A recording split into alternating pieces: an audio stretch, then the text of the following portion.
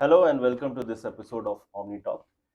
So, in a previous episode, we talked about that equities markets are one of the most rewarding. Yet, it has potentially the largest number of unsatisfied, or disgruntled investors. And we kind of concluded that what the reason why you are coming, in terms of if you're looking at the past return or are you looking at equities as an asset class. तो जिस orientation से आप आ रहे हो वो काफी कुछ determine करता है आपका एक्सपीरियंस कैसा है. So because today we want to talk about when these unhappy or disgruntled investors leave, right? Typically the kind of conclusion they have, and to a great extent I believe that that's a fair conclusion, is that equity markets are very risky, right? Sure. And because they want to now stay away from the risk, they find comfort in something like an FD or gold जो या real estate जो predictable है, या फिर आप छू के देख सकते हो, टैंजिबिलिटी उसकी स्ट्रॉन्गर लगती है. तो I wanted to discuss risks, right? So risks are there definitely when it is when we talk about equities. But अगर हम रिस्क को अगर अच्छे से समझते हैं, right? तो जो इक्विटी मार्केट से जो लोग डिसग्रंटल हो जाते हैं या निराश हो जाते हैं, तो वो चीज बेटर हैंडल हो सकती है. I think that's what I believe. बिल्कुल बिल्कुल. तो what are those risks that we should talk about. तो मैं बताता हूँ, तब तक वो जो स्टेटमेंट है वो आप निकाल के रखिए और एक बार रीड कर देना, क्योंकि ये पूरा वीडियो ही रिस्क के बारे में है, लेकिन हम वो वाला स्टेटमेंट भी हम एक प्रैक्टिस बनाते हैं कि हम रेगुलरली रिमाइंड करते रहेंगे व्यूअर्स को. ठीक है, तो मैं बताता हूँ. देखिए, ये इक्विटी मार्केट रिस्की होता है, स्टॉक मार्केट रिस्की है, बिल्कुल सही बात है, रिस्की है. लेकिन ये रिस्क जो नॉर्मल अंडरस्टैंडिंग है वो क्या है मैं बताता हूँ, और हमारे हिसाब से क्या होना चाहिए वो बताता हूँ. ठीक है, तो जो रिस्क है, ये जो जनरली अंडरस्टूड आइडिया ये है कि मार्केट वोलेटाइल होता है. स्टॉक मार्केट वोलेटाइल है, ये वर्ड सुना होगा.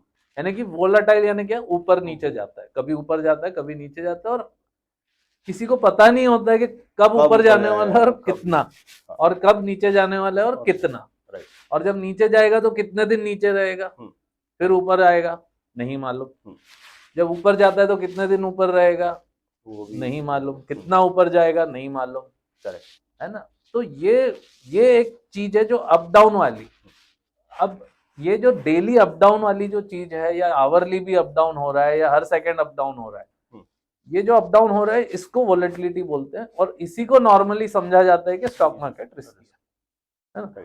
तो ये मेन चीज है. अब ये मैटर किसको करती है? ये ट्रेडर को ज्यादा मैटर करती है, इन्वेस्टर को कम मैटर करती है. ठीक है, क्योंकि ट्रेडर के लिए तो डे ट्रेडिंग करना है अगर किसी को, तो उसको तो दिन में ही कितने बार अप डाउन जा रहा है उसी से पैसा बनना है या लूज करना है. कोई वीकली ट्रेडिंग भी कर रहा है या मंथली ट्रेडिंग भी कर रहा है, उसका होराइजन एक आध 2 महीने का भी है, तो उसके लिए ये सब अप डाउन मैटर करता है, और उसे मालूम होना चाहिए कि भाई अप डाउन है, उसका रिवॉर्ड भी इसी से आना है और रिस्क भी यही है. ठीक है, ऊपर से वो मार्जिन मनी पे कर रहे हैं, राइट. यानी 100 रुपए की बेट ले रहा है लेकिन उसके लिए 5 रुपए लगा है, तो वो मतलब उसके पास 5 ही रुपए है, लेकिन उस पर 100 रुपए की बेट ले रहा है, या 25 रुपए की ले रहा है, राइट, या 10 की ले रहा है. जो भी कर रहा है तो गेन भी वैसे ही होता है, लेकिन फिर लॉस भी उतना ज्यादा है. तो 100 रुपए का स्टॉक अगर 5 रुपए भी गिरा तो उसका तो पूरा कैपिटल खत्म हो गया, और अगर 10 रुपए गिर गया तो उसको देने पड़ेंगे, एक्स्ट्रा लग जाएगा. जितना उसको लग रहा था कि मैंने तो सिर्फ 5 रुपए लगाए हैं, पर एक्चुअल में आपको लॉस 10 रुपए का आ गया. करेक्ट. तो जो नहीं भी लगाया था मार्केट में वो भी रिस्क पे आ गया. राइट. तो ये इस तरह की चीजें, इसलिए ट्रेडर को मैटर करता है. और सेकेंडली जो डेरिवेटिव्स में रहते हैं, तो डेरिवेटिव्स भी इफेक्टिवली आपको वो लेवरेज दे रहा है, राइट, कि 5 रुपए में आप 100 रुपए की बेट ले रहे हो या ऐसे कुछ. तो इसके लिए आपका लॉसेस बहुत हाई हो सकता है, और ये जो डेली फ्लक्चुएशन उसको मैटर करता है. ठीक है, तो अब उसको हम साइड में रख देते हैं. लेकिन एक फिर से फ्रेम करता हूं मैं, रिस्क तो ये है कि भाई मैंने 100 रुपए की चीज खरीदी और वो 50 रुपए की हो गई, राइट, मार्केट गिर गया, और मैंने बेच दी तो मेरे को तो नुकसान हो गया. बिल्कुल हो गया। तो मैं ये तो मार्केट में रिस्क है ही, right? बिल्कुल है ये रिस्क। तो इसको आप मतलब ट्रेडर हो या इन्वेस्टर हो, ये तो दोनों के लिए रिस्क है, राइट? ट्रेडर के लिए तो मैंने बताया कि भाई आपने तो 5 ही रुपए लगाए थे, 100 रुपए की चीज ली, 50 की हो गई, तो आपका 10 टाइम्स लॉस हो गया। करेक्ट। 50 रुपीज का लॉस हो गया उन 5 रुपी पे। ऐसा हो सकता है। ओके, इसलिए वो लोग स्टॉप लॉस और ये सब की बातें करते हैं। तो इसलिए कई लोग ऐसे भी होते हैं जब बुल मार्केट में घुस जाते हैं और ट्रेडिंग करते हैं, पैसा बनता है कुछ दिन और उसके बाद बेयर मार्केट आता है और पूरे बर्बाद हो जाते हैं, राइट? ये सुनते हैं हम स्टोरीज ऐसी कि पूरा पूरा घर भी बिक गया, सब हो गया। सेबी ने भी रिसेंटली डेटा निकाला था कि रिटेल डेरिवेटिव इन्वेस्टर्स उसमें practically everyone has lost money in the last few years. भाई जितना लगाया उतना लॉस हो गया तो ठीक है। अब आपका घर भी बिक गया और जेब से एक्स्ट्रा, तो वो बहुत बड़ी चीज है। तो वो एक अलग चीज है, वो एक रिस्क है वो ट्रेडर के लिए, उसको हम साइड में रखते हैं। सेकेंडली, जैसे आपने बताया कि भाई 100 रुपए का स्टॉक लिया, 50 भी हो सकता है, करेक्ट, और 1 साल बाद भी हो सकता है, राइट, और 2 साल बाद भी हो सकता है, 3 साल बाद भी हो सकता है। या मार्केट ही है, जैसे पूरा सेंसेक्स ही है। हमने देखा है कि भाई 2008 में पीक पे था जनवरी में, और 2007 2008 जनवरी तक पीक पे था, उसके बाद 2009 में एकदम गिर चुका था 50% से ज्यादा। या अभी कोविड के टाइम में भी भाई फेब में 2020 में एक लेवल पे था और मार्च 2020 में वो 30% डाउन था करीब, राइट? तो ये तो होता है, तो अप डाउन होता है मार्केट में। तो इन्वेस्टर के लिए भी 3 साल होल्ड करने के बाद भी डाउन हो सकता है, कभी कभी 5 साल के बाद भी डाउन हो सकता है, राइट? तो ये भी रिस्क है, ये एक हो गया। लेकिन इससे भी फंडामेंटल, इससे भी एक बेटर रिस्क का डेफिनेशन है। वो ये है कि समझो कंपनी स्टॉक मार्केट में होती ही नहीं, या कोई बिजनेस है जब लिस्टेड ही नहीं है, उसमें भी कुछ रिस्क है, राइट? तो हमें पहले वो रिस्क समझने कि भाई कोई भी आप बिजनेस करते हो, बिजनेस रिस्क ही होता है, ये भी मानते हो, करेक्ट? तो वो जो बिजनेस रिस्क होता है वो क्या होता है?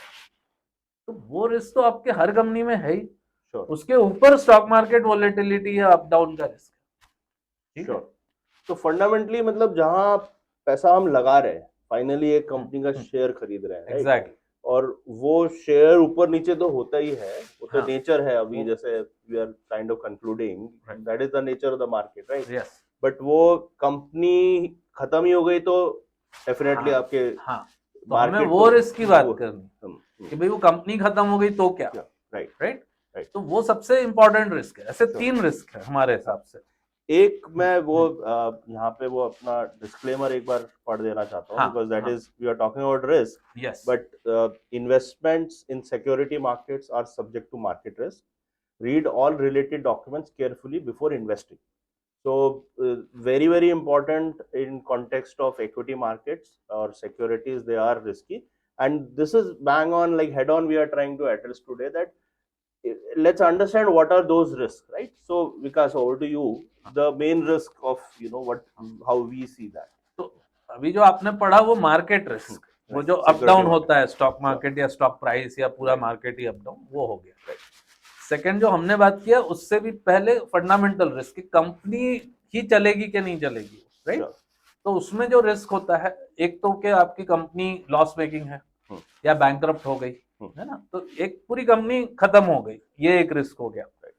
सेकंड रिस्क हो गया, इससे थोड़ा कम रिस्क, वो है कि कंपनी के पास कोई रीजन नहीं है कि कंपनी है क्यों इकोनॉमी में, क्योंकि उसके जैसी बहुत सारी कंपनी, हाई कंपटीशन है उसमें, एक ये भी कंपनी है, और ऐसे हजारों कंपनी है, हंड्रेड्स ऑफ कंपनी है पूरे इंडिया में, या एक कोई लोकेशन, एक सिटी भी ले लोगे तो वहां 25 30 50 कंपनी है वैसी।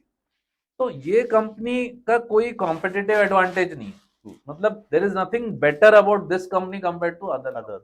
जैसे आप एक टिपिकल किराने वाला ले लो, ग्रोसरी स्टोर, अब वो भी राइस बेच रहा है और गेहूं बेच रहा है और दाल बेच रहा है, somebody else is also selling, अब दोनों शॉप में हार्डली कुछ कॉम्पिटिटिव एडवांटेज है। जो रेट कम करता है कस्टमर वहां से ले लेता है, right?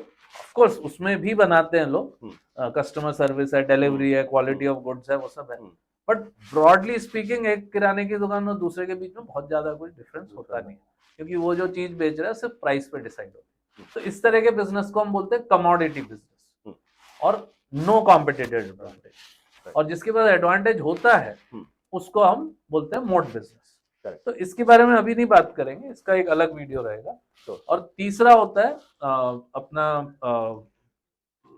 Over valuation risk. Right. तो सब कुछ अच्छा है, कंपनी है, मोट है, दुनिया भर की चीजें, लेवरेज कम है, कैश ज्यादा है, एवरीथिंग इज फाइन, लेकिन उसमें ओवर वैल्यूएशन हो गया। तो हम उसका भी एक और तीसरे वीडियो में बात करेंगे। But let's come back to fundamental risk. Fundamental risk ये होता है, ये क्रक्स ऑफ द वीडियो ये है, first the most important part is के company can be loss making. एक तो बहुत छोटी कंपनी होती है तो उसका स्केल ही प्रॉपर नहीं है, तो उसमें रिस्क है। नंबर 2 होती है companies which are loss making. तो अगर कंटिन्यूसली लॉस ही कर रही है कंपनी तो फिर इवेंचुअली बंद हो जाएगी, रिस्क इज हाई। थर्ड होती है कि लेवरेज ज्यादा है, डेट बहुत ले लिया, उधारी बहुत ले लिया, राइट, और पे बैक नहीं कर पाया।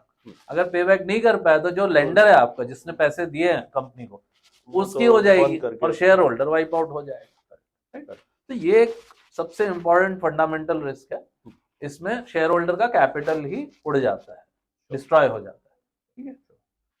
श्योर। सो हमने समझा what are the main risk, fundamental risk, जो कंपनी जिसका शेयर आप खरीदने वाले हो उसको कैसे समझना है, और we will handle these risks in separate videos where और थोड़ा सा हम डिटेल में जाएंगे ताकि वो और बेटर अंडरस्टैंडिंग है कि भाई ओवर वैल्यूएशन क्या रिस्क है, कैसे समझना है, या कॉम्पिटिटिव एडवांटेज के बारे में आपको कैसे पता लगाना है और कैसे ट्रैक करना है, इस तरह की चीज़ें।